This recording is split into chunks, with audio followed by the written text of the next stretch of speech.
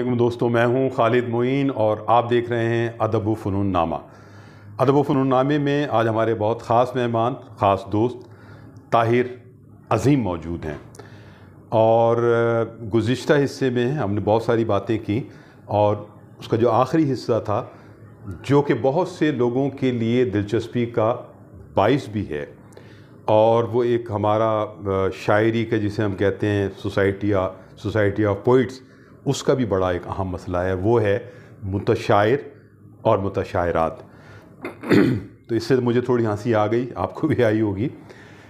नाम लेना कोई ज़रूरी नहीं है और हम किसी ख़ास शख्स या शख्सियत पर, किसी शायरा पर, किसी शायर की गुफ्तगू नहीं कर रहे इज्तिमाई सतह पर। तो ताहिर अज़ीम, आपसे मैं ये पूछूँगा कि आप कैसे शनाख्त कर लेते हैं कि एक शायर है वो शायर नहीं है, मुतशायर है, कोई शायरा है तो मुतशायरा है? आप इस बारे में क्या कहेंगे? यूँ समझ लें कि आपके अतराफ़ में जो लोग हैं, आप तो उनको जानते हैं अच्छी तरह से ना, आप उनको जान रहे होते हैं ना, आपके मिलने वालों में से हैं या आप मिल रहे होते हैं, वो अचानक से शायर कहना शुरू कर देते हैं, या जो शायर उसने आज एक गज़ल कही और मुख्तलिफ है, कल कही वो बहुत अच्छी गज़ल ले आया है, और 5 साल के बाद उसमें वो तब्दीली आप समझ रहे होते हैं कि वो ये मिसरा ये बंदा नहीं कह सकता। आपको अंदाज़ा हो जाता है जो आपके मिलने वाले में हैं, जिन लोगों को आप जानते हैं। अच्छा, जिन लोगों को आप नहीं जानते हो, वो अपने पढ़ने के अंदाज में जो शायर पढ़ते हैं, पता चल जाता है कि ये इसका शायर नहीं हो सकता या ये इसकी गज़ल नहीं हो सकती। पता चल रहा होता है कि अपना कलम पढ़ रहा है, किसी और का पढ़ रहा है। उसकी बॉडी लैंग्वेज से पता चल जाता है कि ये शायर पढ़ते हुए आपका पूरा वजूद उसमें शरीक होता है, उसका नहीं होता। ठीक है, जिसकी गज़ल अपनी नहीं होती उसका नहीं होता, वो ठीक है, पढ़ रहा होता है स्टाइल से, और उसको अल्फाज की नशिस्त बर्खास्त का भी वैसे अंदाज़ा नहीं होता है जैसा कि वो खुद कहते हुए आदमी स्ट्रेस डाल उसमें करता है। और जो मुतासिर करता है ना सामने को, अपना शायर मुतासिर करता है। शायर जब अपना शायर सुनाता है तो सामने उसमें तासीर पैदा हो जाती है, वरना नहीं।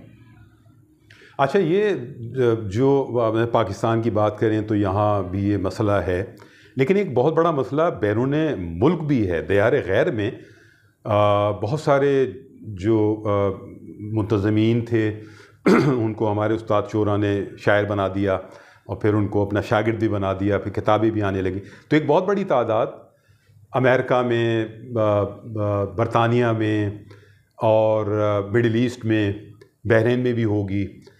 ये भी एक शौक़ चूँकि लोगों को पैदा हो जाता है कि वो शायर भी बन जाएं, और क्या उनको हासिल होता है इससे? असल में हासिल तो कुछ नहीं होता, उनको शौक़ होता है, और ऐसे लोगों को ज़्यादा शौक़ होता है मुशायरों में नज़र आने का। जो मुशायर होता है उसको ज़्यादा शौक़ होता है, उसकी तसल्ली नहीं होती। एक मुशायरा पढ़ के 2 मुशायरे, उसकी कभी तसल्ली नहीं होती। वो हर मुशायरा पढ़ना चाहता है, हर मुशायरे में शामिल होना चाहता है, क्योंकि वो शायर तो होता नहीं है, वो मुशायरे के ज़रिए लोगों के साथ वो जुड़ना चाहता है। और मुंतज़मीन को बिगाड़ा शायरों ने, जो मुंतज़मीन जो शायर बने बाद में, उनको शायरों ने कहा कि आप इतना करते हैं, आप भी शायर बन जाइए। हाँ, आप भी पढ़ लीजिए, जी, कुछ ना कुछ लिख लीजिए, हाँ, हम लिख के दे देते हैं। इस तरह करके उनको भी शायर बना दिया। जी। असल में वो शोरा ने तो, असातिज़ा ने वो इसलिए किया कि अपना टिकट पक्का रखा उन्होंने कि यार अभी हमारे 4-5 शागिर्द हो गए हैं, तो ये लामहला जो है हम कर रहे हैं मामलात इनके साथ, तो ये जब बुलाएंगे तो उसमें तो हम शामिल होंगे। आपने मुंतज़मीन की बात की, अक्सर लोग अब भी मुंतज़मीन को छोड़ दें, बाहर के लोगों को छोड़ दें, इस शहर में भी अक्सरियत ऐसे लोगों की है जो शोहरत के लिए शायर की तरफ गए। शायर नहीं होते वो जी, चंद एक शायर होते हैं, बाकी जितने लोग हैं वो सिर्फ शोहरत के चक्कर में शायर से जुड़े हुए हैं, शायरी के लिए नहीं, शायर के लिए नहीं। वो शायर कहना नहीं, ये शायरा पढ़ना, ये बहुत अच्छी बात है। हाँ, ये एक सवाल बार बार होता है और वो मुझसे भी होता रहता है अदब व फ़नून नामे में कि क्यों लोग ऐसा करते हैं, जब वो शायर नहीं है तो वो क्यों बनना चाहते हैं। तो वो जो आपने बात की है बिल्कुल सही है कि शोहरत एक ज़रिया है और स्टेज एक बड़ा ज़रिया है, मुशायरा ज़ाहिर एक बड़ा ज़रिया है। उसके ज़रिए जब कोई आता है, कोई खातून आए, कोई मर्द आए, तो वो मर्द आए, नौजवान आए, जो भी है, लेकिन वो शायर नहीं है, तो एक शोहरत उसको और इज़्ज़त भी साथ साथ किसी हद तक मिल रही होती है। और ये एक ऐसी चीज़ है, नशा है, जिसको अगर इख्तियार कर लिया जाए तो फिर मुशायरा ही बहुत बड़ा नशा है। और इसके लिए आदमी बहुत खाक भी उड़ाता है। तो बड़े राब्ते आपसे भी होते होंगे और बड़ी फरमाइशें आपसे भी होती होंगी, तो दामन कैसे बचाते हैं आप?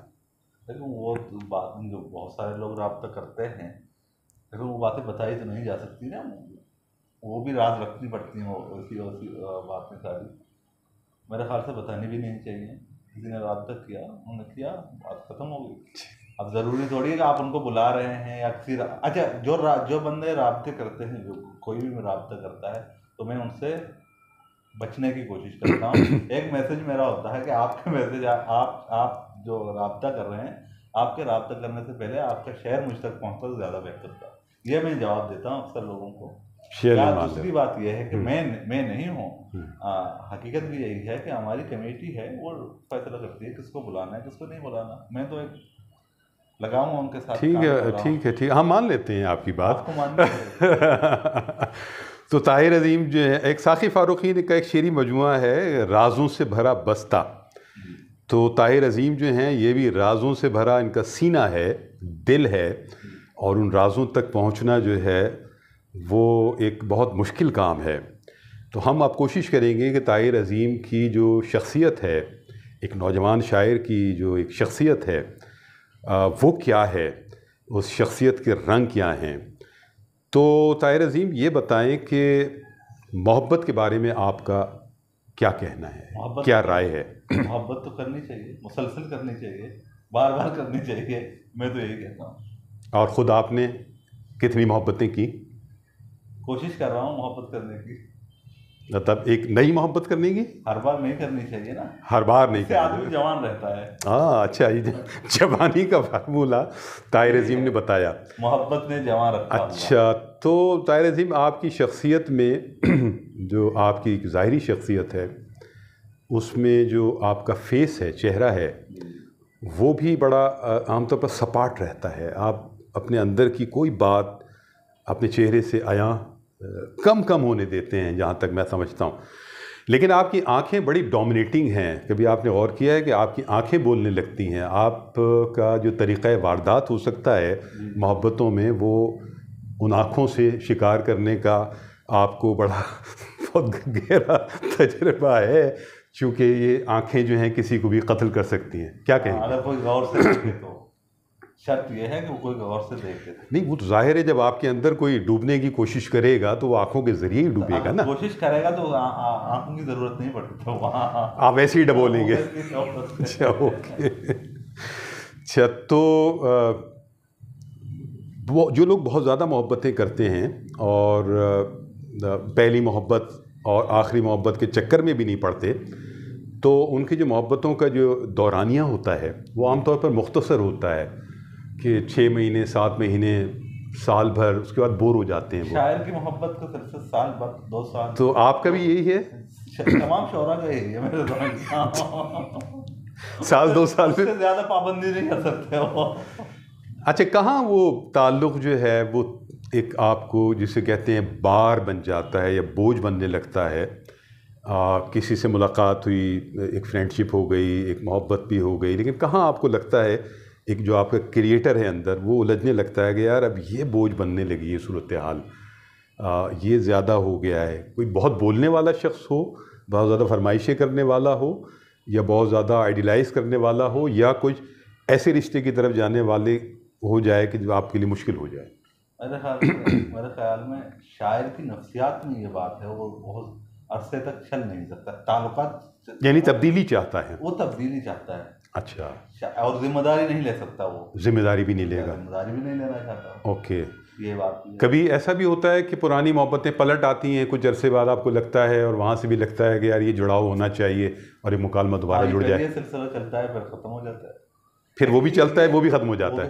अच्छा ताहिर अजीम, ये बताइए कि बहुत से लोग एट ए टाइम बहुत से लोगों को इंगेज कर लेते हैं और उससे एक लुत्फ़ अंगेज़ी पैदा करते हैं, या बहुत से लोग ऐसा उस बंदे से चाहते हैं, उस पर्सनैलिटी से चाहते हैं। तो आपके साथ भी ऐसा होता है कि एट ए टाइम बहुत से लोगों के साथ आप इंगेज हुए हुए हैं, या एक टाइम में एक ही के साथ आप कम से कम उतना सिंसियर उस दौरानिए में रहते हैं? बहुत नाजुक सी बात है, लेकिन बहरहाल मैं तमाम चीज़ों से बचा रहता हूँ, मैं मुसीबतें नहीं बाला करता, मतलब मैं बिल्कुल बचता हूँ। एक भी नहीं, दो भी नहीं, तीन भी नहीं, कोई नहीं। तो आपने तभी कहा मोहब्बतें करते हैं, बार बार करते हैं, साल 2 साल, यानी आप अपने लिए मजीद गुंजाइशें पैदा कर रहे हैं क्या? अच्छा, ओके। अच्छा, तो अगर मैं आपसे ये पूछूं कि कोई ऐसी याद जो बहुत ज़्यादा याद आती हो आपकी?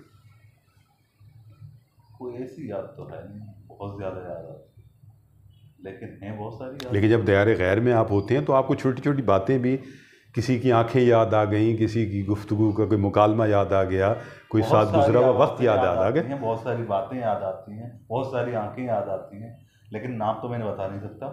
नहीं, नाम तो हम पूछ भी नहीं रहे, मैं पूछ हम भी नहीं। हम तो सिर्फ ये पूछ रहे हैं कि यादों में कुछ यादें आपके साथ सफ़र करती हैं जो आपकी तख्लीक में भी डलती होंगी, बहुत ज़ाहिर सारी हैं। बहुत सारी हैं। अभी अभी एक तरफ आप इनकार करते हैं कि नहीं मैं इस तरह का नहीं हूँ, एक तरफ आप कह रहे हैं बहुत सी। अच्छा, नहीं, वो आप जो बात कर रहे हैं ना कि एक टाइम में एक से एंगेज होते हैं 5-6 लोगों के साथ, ये मामला नहीं है हमारा। आपका नहीं, आपकी फ़िलॉसफी क्या है? एक लव अटैचमेंट की फ़िलॉसफी आपकी क्या है? कोई फिलोसफी नहीं, ये फिलोसफी फ़िलॉसफी ये है कि कोई फ़िलॉसफी नहीं है। यार आप तो बहुत बड़े आशिक लग रहे हैं मुझे, बहुत ख़तरनाक किस्म के। कोई ऐसा ज़ख्म ताहिर अजीम जो आपको, आपके अंदर सुलगता रहता हो, कोई आपको लगता हो कि यार ये तो नासूर बन गया? अगर हो भी तो बताया नहीं जा सकता। नहीं, मैं ज़ख्म की नौइयत नहीं पूछ रहा, लेकिन ऐसे कुछ चीज़ें कुछ ऐसे कुछ तल्ख यादें या कुछ ऐसे ज़ख्म भी होते होंगे। आपसे अगर मैं ये पूछूं ताहिर अजीम कि आप एक उदास आदमी हो, एक खुश आदमी हो, रिलैक्स आदमी हो, तो आप अपने बारे में क्या कहेंगे? मेरे ख्याल में उदास होना तो फितरी है शायरों में, और बहुत सारे हमारी फितरत में भी है, लेकिन खुश रहने की कोशिश करनी चाहिए, जो मैं करता हूँ। यानी बेहतरी ज़िंदगी के लिए ज़रूरी है कि आप कोशिश करें खुश रहने की। कौन सी बातें, कौन सी चीज़ें खुश करती हैं आपको? अब हम जैसे यहाँ बैठे हुए हैं दोस्तों के साथ, ये बात बहुत खुशी, इस बात से खुशी आपको होती है? मैं दोस्तों के लिए तो यहाँ आया हूँ। हाँ, बिल्कुल। कराची में दोस्तों के लिए तो आया हूँ। अच्छा, ओके। तो खुशी तलाश करनी पड़ती है, आपका मतलब ये है कि खुशी जो है तलाश करनी। शेर जब आप कहते हो ताहिर अजीम, तो उस वक्त कितनी दीवानगी आप पर तारी होती है? आप एक, ज़ाहिर है कि वहाँ किसी अहम शोबे में भी हो, बहरीन में, और बहुत सारे ज़िम्मेदारियाँ भी आप पर हैं।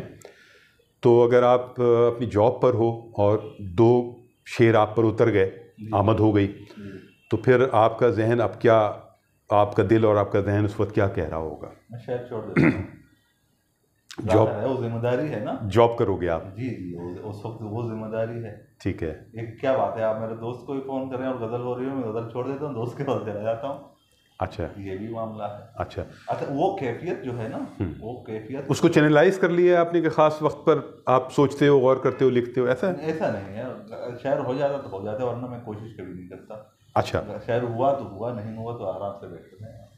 लेकिन वो कैफियत 2-3 दिन से ज़्यादा मैं बर्दाश्त नहीं कर सकता। एक पेन उसका जो है, या एक सरखुशी जो इसकी है, वो 2-3 दिन में आप निपटा देते हो सूरत, निकलने की कोशिश करता हूँ उससे शऊरी तौर पर। शऊरी तौर। अच्छा, अब गज़ल अगर स्टार्ट हो गई ताहिर अजीम और 3 ही शेर हो गए उसमें, अब क्या आप उसको बढ़ाओगे? मतलब कोशिश करोगे यार 5 हो जाएं, 7 हो जाएं, या अगर नहीं हो रहे तो छोड़ दोगे उसे? अच्छा, ये मामला बड़ा नाजुक है। आप जितने आप वक्त देंगे वो शायद बेहतर होते जाएंगे। इसका गज़ल का मामला यही है कि आप जितना वक्त गौर फिक्र करेंगे उस पर, फिक्र करेंगे, वो गज़ल बेहतर से बेहतर होती जाएगी। अगर जल्दबाजी करेंगे तो होगी नहीं, बस 2-4 शेर हो जाएंगे, उसमें बहुत सारे शेर ऐसे ही हो जाएंगे आमतौर पर। तो ऐसी कुछ पुरानी गज़लें जो आपको लगता है कि यार अब मैंने 3 साल पहले की गज़ल उठा ली और उसमें कुछ मुझे लगा कि इसमें थोड़ा तब्दील होना चाहिए मामला, तो वो भी करते हो फिर? उनको याद ही नहीं करता मैं।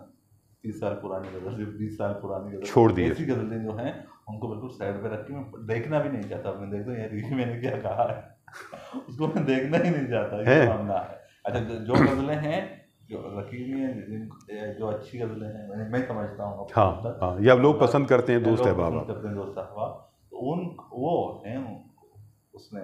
तो ऐसी कितनी गज़लें हो गई हैं? यार ऐसी तो एक भी गज़ल नहीं है।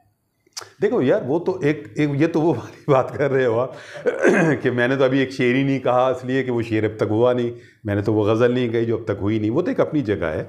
लेकिन आपको लगता है कि यार मैंने 20 साल की शेरी रियाजत में उससे मुंसलिक रहा, मुब्तला रहा, तो ये मेरे पास 100 गज़लें ऐसी हो गई हैं कि 50 हो गई, 75 हो गई, 75 हो गई। जब भी देखूंगा तो मैं उसमें 3-4 तो काट देता हूँ जब भी देखने। तो मतलब तुम मजमुआ नहीं लाओगे? मतलब हम तो आपसे ये पूछ रहे हैं कि यार कि आप जो है मजमुआ कब लाओगे भाई? लगता है ऐसा ही है कि मजमुआ का मुश्किल है। या आप ये सोच रहे हो कि महबूब खिसा की तरह जो है वो बहुत उम्र तक लिखने के बाद एक किताब छोटी सी बनाओगे अपना और फिर वो ऐसी होगी, तहलका मचा देगी, ये सोचते हो?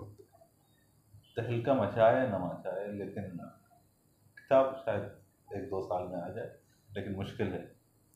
किताब का मामला ये है कि जो चीज़ छप गई है, पर मसला वो आपको बाद में पसंद नहीं, आप क्या करेंगे? आपने किताब तो छाप दीजिए। अच्छा, किताब जो है शेरी मजमुआ आजकल के दौर में तो आप देखें 8-10 साल में लोग आ जाते हैं, पहले 40 साल 50 साल लगाते थे। तो अब तो एक तरह की ये एक बयास है जो ख़ास वक्त की होती है, और उस बयास का मतलब ये बिल्कुल नहीं है कि आपका कुल कलाम आ गया या कुल मयारात आपने उसमें दे दिए, आप फिर आगे 7-8-10 बरस आगे बढ़ते हो, फिर एक बयास अपनी छाप देते हो।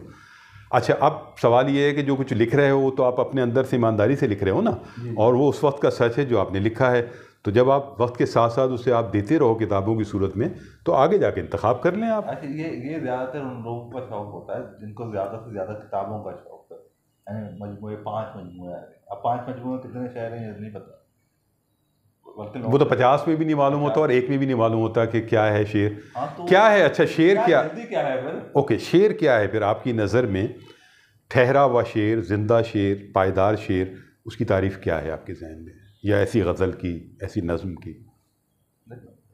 शेर का तो है, एक तो बहुत आम लोगों तक हर वक्त का शेर हो ना। अच्छा शेर तो वो है जो हर वक्त का, एक अभी इस साल मैंने एक शेर कहा, अगले साल वो बेकार है, ये तो कोई उसकी उम्र ही नहीं हुई ना। एक साल शेर हुआ जिसकी उम्र 50 साल हो, 100 साल हो, या कोई उम्र ही ना हो बिल्कुल। देखें, एक किताब आती है, वो किताब अपने वक्त में जो है जाग रही होती है थोड़ी बहुत या बहुत ज़्यादा, लेकिन वक्त के साथ साथ वो सोना शुरू हो जाती है। वो लफ्ज़, वो शेर सोना शुरू हो जाते हैं, वो शायर भी सो जाता है। तो ये तो है कि एक असर में हम और आप जो शायरी कर रहे हैं वो कोई आफाकी शायरी का वो मिसालें नहीं हैं। हम एक अपने असर में, अपने असर को समेट कर, अपनी ज़ात को समेट कर कुछ ऐसी बात करते हैं जो कम से कम उस असर में अपना कोई मुकाम पैदा कर दे या अपनी गूंज पैदा कर दे, चाहे जिस हद तक भी हो। तो नहीं, ऐसा नहीं समझते आप? बात आपकी दुरुस्त है, ऐसा ही है। जैसे भी हमने और भी बातें की कि बहुत सारे शायर जो ज़िंदा थे, अब मरने के बाद जो है ऐसा ऐसा उनका ग्राफ। शायर का तो मामला ये है, मजमूए की सूरत में हो या ना हो, शायर का मामला, शायर जो है जब तक उसको देखा हो, उसको देखे हुए लोग, वो नस्ल जिसने उस शायर को देखा हो, वो उसके बाद आने वाली नस्ल में भी उसको अगर जिंदा एक्नॉलेज करे, हाँ, अगर जिंदा रहे तो वो शायर ठीक है, वो शायर है। अब 100 साल के बाद अगर कोई शायर जिंदा रहते हैं, समझ लें शायर तो वही थे, बाकी तो ऐसे ही थे सर। अच्छा, हम अब बहुत कम वक्त है, हम मुख्तसरन बात करते हैं। शायर के बारे में आम तौर पर जो है 2 रवैये पाए जाते हैं, एक वो जो मीडिया पर मजाक वाली सूरत हाल है, और एक वो है जो बड़ा रोमांटिसाइज किया जाता है। लेकिन शायर तो शायद दोनों में से कहीं भी नहीं है। शायर कितना चालाक होता है? मेरे ख्याल से चालाक नहीं होता। अच्छा, क्या शायर चालाक नहीं होता? क्या बेरहम होता है? किसी हद तक बेरहम होता है। सफाक होता है? सफाक भी नहीं है। झूठ बोलता है? नहीं बोल सकता। अपने से नहीं बोल सकता, दूसरों से बोल सकता है। दूसरों की बात कर रहा हूँ। दूसरों से बोल सकता है, दूसरों से बोलता है ना, मतलब आप उसका बहुत सारे वो चेहरा है ना शायर का, जो माशरे में है, लोगों के सामने है, या लोगों के साथ मामलात में है। एक वो उनके अपने साथ मामलात में है, जो शायर की सूरत में सामने आता है, जो शायर की सूरत में उसमें सच बोलेगा। कुछ शायरी बोलना ही पड़ेगा, शायरी सच बोलती है जो कतील शिफाई की नज़्म है। बिल्कुल, वरना वो शायर कह नहीं सकता। तो इस नोट पर हम इस बात का, इस इंटरव्यू का, बहुत खूबसूरत गुफ्तगू का ताहिर अज़ीम बहुत शुक्रिया। आपसे हमने वो बाज़ बातें वो भी पूछी जो शायद आपसे कोई और ना पूछ सके, और बहुत सारी बातों के आपने जवाबात बहुत खूबसूरती से, ज़ानत से नहीं भी दिए। लेकिन जो बात ताहिर अज़ीम ने की है, इस नोट पर हम गुफ्तगू को ख़त्म करेंगे कि शायर एक जीता जागता आदमी होता है और उसमें बदी और शर और नेकी और खैर उसी तनासुब में होता है जैसे हम इस अहद में हैं, तो जैसे किसी अहद के बाशऊर आदमी के अंदर वो सब चीज़ें होंगी, वो शायर के अंदर भी होती हैं। और ये जो सबसे अहम बात की है ताहिर अज़ीम ने कि वो जो भी कुछ है एक समाजी ज़िंदगी में, एक अपने मामलात में, एक दुनिया के लिए, लेकिन उसके अंदर जो क्रिएटर है जिससे जो चीज़ें कहलवाता है उसमें वो सच बोलता है और सच बोलने पर मजबूर भी होता है। उसकी शायरी में झलकती है वो बात। और वो सब कुछ बातें भी बाद वक़्त लिख जाता है जो लिखने के बाद लोग बताते हैं यार तुमने तो ये लिख दिया। बहुत से ऐसे मिसालें हैं। तो लेकिन ये बहुत खूबसूरत बात है और शायर को भी आप एक इंसान ही समझें और वही जीता जागता ख्वाब देखता हुआ, रोमांस करता हुआ और कभी कोनियाँ लगाता हुआ भी और कभी गुस्सा भी गुस्सा भी उसको आ जाता है, कभी कभी वो छोटी मोटी साजिशें भी कर लेता है, चाहे मासूमाना ही सही। वो एक मुकम्मल इंसान होता है। तो अदब व फ़नून नामे में खालिद मोइन को इजाज़त दीजिए, ताहिर अज़ीम को इजाज़त दीजिए। और गुफ्तगू पसंद आए तो कमेंट ज़रूर कीजिए। अपना और अपने बाप का ख्याल रखिए।